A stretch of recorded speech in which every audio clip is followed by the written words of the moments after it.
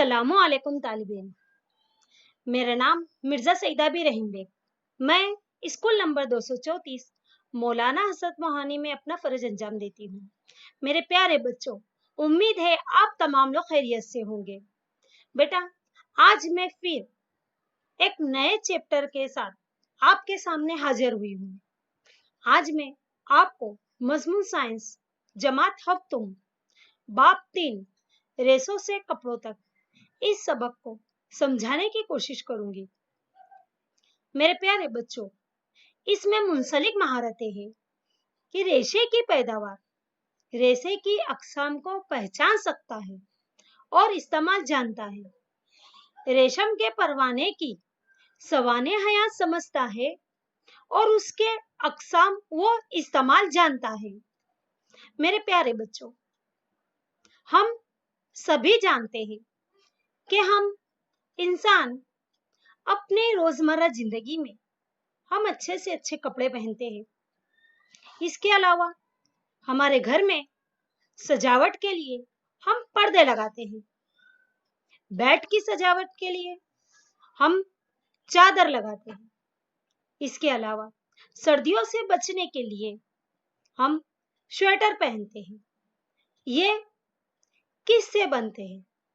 मामूली तौर से हम कहेंगे कि ये कपड़ों के बनते हैं, लेकिन कपड़े मुख्तलिफ होते हैं, जिसमें ऊन, रेशम, पटसन, सूती वगैरह का शुमार होता है। मेरे प्यारे बच्चों, मैं आपको बताना चाहूंगी कि ऊन भेड़िया या याक के बालों से हासिल होता है और ये रेशा जो ऊन कहलाता है, इससे हम सर्दियों से बचने के लिए स्वेटर बनाते हैं और इसका इस्तेमाल हम मौसम सरमा में करते हैं। मेरे प्यारे बच्चों, मैं आपको बताना चाहूंगी कि रेशम के रेशे रेशम के कीड़े के कोकून से हासिल होता है। जैसे आप यहाँ पर तस्वीर में देख सकते हो कि ये रेशम के कीड़े हैं जो शहतूत के पत्तों पर बैठे हैं और ये कोकून है जो रेशम की आखिरी सूरत हाल है और इसके बाद फिर हमें रेशम हासिल होता है।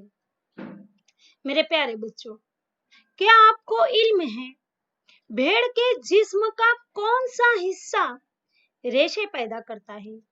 क्या आपको इल्म है कि ये रेशे ऊनी धागों में किस तरह तब्दील किए जाते हैं?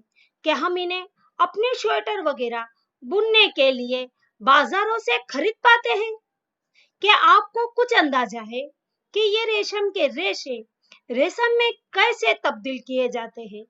आपने इस तस्वीर में देखा है, ये रेशम के रेशे हैं जो हमें बाजार में आसानी से दस्तयाब हो जाते हैं, लेकिन ये रेशे हम तक के किस तरह से पहुंचते हैं? तो आइए इन तमाम सवालात के जवाबात, इन तमाम क्वेश्चन को मैं आज आप लोग के सामने क्लियर करूंगी। मेरे प्यारे बच्चों, ऊन और रेशम यह बहुत ही मशहूर और इस्तेमाल में लाया जाने वाला जानवरों के जरिए हासिल होने वाले रेशे हैं, जिसमें मैं आपको ऊन के बारे में मालूमात दूंगी कि जो ऊन है भेड़, बकरी, याक और कुछ दूसरे जानवरों से हासिल होते हैं। ऊन पैदा करने वाले इन जानवरों के जिस्म पर बाल होते हैं। कि आपको मालूम है इन जानवरों के ऊपर बालों की एक घनी परत क्यों होती है?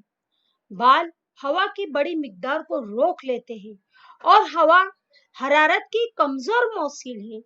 ये बात आप पहले भी पढ़ चुके हैं। इस तरह से बाल जो है वो जानवरों को गर्म रखते हैं।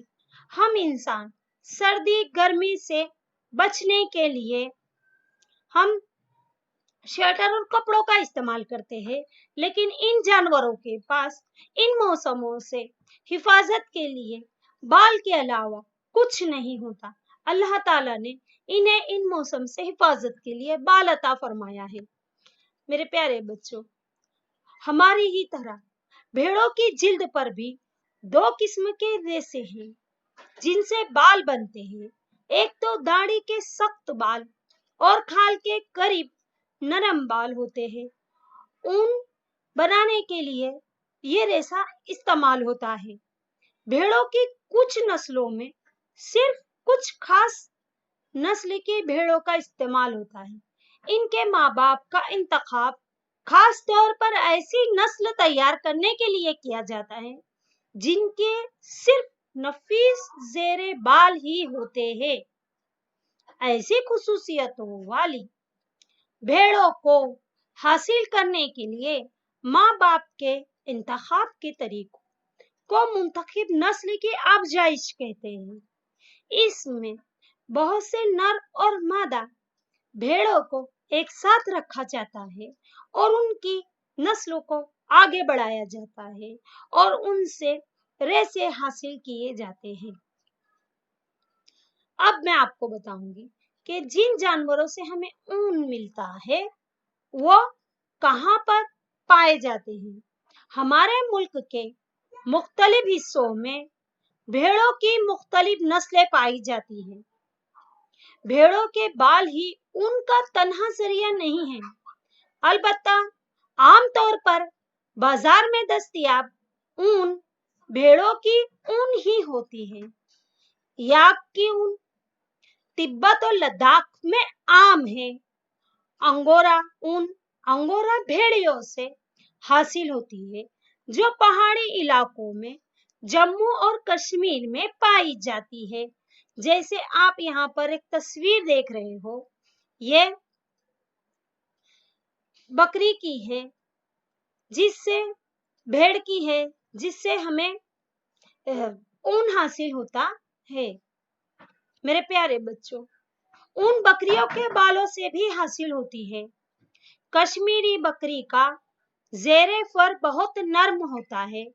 इससे उम्दा किस्म की सालें बनती है जिन्हें पश्मीना सालें कहा जाता है। अब आप मेरे साथ इसको रिवाइज करेंगे कि कश्मीरी बकरी के फर यानी बाल से बनी जाने वाली शालों को पश्मीना सालें कहा जाता है। बोलेंगे बेटा आप तमाम। कश्मीरी बकरी के बाल से बनने वाली शाल को पश्मीना सालें कहा जाता है। ऊंटों के जिस्म पर पाया जाने वाला फर भी ऊन के लिए इस्तेमाल किया जाता है। यहाँ पर आप देख सकते हो, पहली जो तस्वीर है लामा और दूसरी है अल्पाका। ये भी ऊन हासिल करने के लिए इस्तेमाल में लाए जाते हैं। अब मैं आपको बताऊंगी कि रेशों से ऊन किस तरह से बनता है। ऊन हासिल करने के लिए भेड़ों की नस्ल तैयार की जाती है और इनकी परवरिश की जाती है। इनके बालों को मोंडा जाता है और फिर इनकी प्रोसेसिंग करके ऊन तैयार किया जाता है। आइए हम इस अमल के बारे में समझते हैं कि ये जो तस्वीर में नजर आने वाले इतने प्यारे प्यारे और अच्छे रंग बिरंगी कपड़े हम पहनते हैं, वो हमारे तक के आते किस तरह से हैं। हमारे मुल्क के बहुत से हिस्सों में ऊन के लिए भेड़ पालन किया जाता है। बहुत सी भेड़ों को नस्लें दी गई है जिनका पालन हमारे मुल्क में ऊन हासिल करने के लिए किया जाता है। नेज इनके रेशों की बनावट, जिसे हम टेक्सचर कहते हैं, इनकी क्वालिटी भी मैं आपको बताऊंगी कि लूही नाम की जो नस्ल है भेड़ों की, वो अच्छी क्वालिटी की उसकी ऊन होती है और वो हमें दस्तयाब होती है राजस्थान, पंजाब। दूसरा रामपुर बोसीर, भूरे बाल, उत्तर प्रदेश, हिमाचल प्रदेश। तीसरी नस्ल है नाली, जिसका इस्तेमाल कालीन ऊन बनाने में किया जाता है, राजस्थान, हरियाणा और पंजाब में हासिल होता है। बिखर अव्वल 19 सालों के लिए इसका इस्तेमाल होता है, जो हमें जम्मू कश्मीर से हासिल होती है। मारवाड़ी भेड़ से हमें मोटी ऊन हासिल होती है, जो हमें गुजरात में हासिल होता है। पट्टनवाड़ी जो भेड़ है वो मोजे, बनियान वगैरह के लिए इनका ऊन हासिल होता है और ये हमें रियासत गुजरात में पाई जाती है। मेरे प्यारे बच्चों, अब रेशों से ऊन बनाया जाता किस तरह से, ये तो एक सवाल है। इन जानवरों से हम रेशे तो हासिल करते हैं, लेकिन ये मुकम्मल तरीका कहाँ अंजाम पाता है, किस तरह से ये आगे बढ़ता है, मैं आपको इसके बारे में मालूमात दूंगी। मेरे प्यारे बच्चों, रेशों से ऊन बनाना ये 6 मरहलों से होकर गुजरता है, जिसका पहला मरहला है मोंडना। खाल की बहुत बारीक परत के साथ साथ भेड़ के जिस्म से बाल उतार लिए जाते हैं। इस अमल को मोंडना कहा जाता है। इस काम के लिए कुछ ऐसी मशीनों का इस्तेमाल किया जाता है जिसे नाई इंसानों के बाल काटने के लिए इस्तेमाल करते हैं। आम हालत में जो बाल होते हैं बेटा, वो सिर्फ गर्मियों के मौसम में ही उतारे जाते हैं। ऐसा क्यों? क्योंकि गर्मियों के मौसम में दर्जे हरारत ज्यादा होता है और ऐसे हालात में भेड़ों के जिस्म से खाल बाल उतारना उनके जिस्म को नुकसान नहीं पहुंचाता। बालों के मोड़ने से ये भेड़ें जख्मी नहीं होती, जिस तरह हम इंसान अपने बाल निकालने पर जख्मी नहीं होते। दूसरा मरहला है इसको रंग। मुंडी हुई खाल को, जिसमें बाल होते हैं, टैंकों में धोया जाता है। इसकी चिकनाहट, गर्द और गंदगी दूर कर दी जाती है। इस अमल को स्कोरंग कहा जाता है।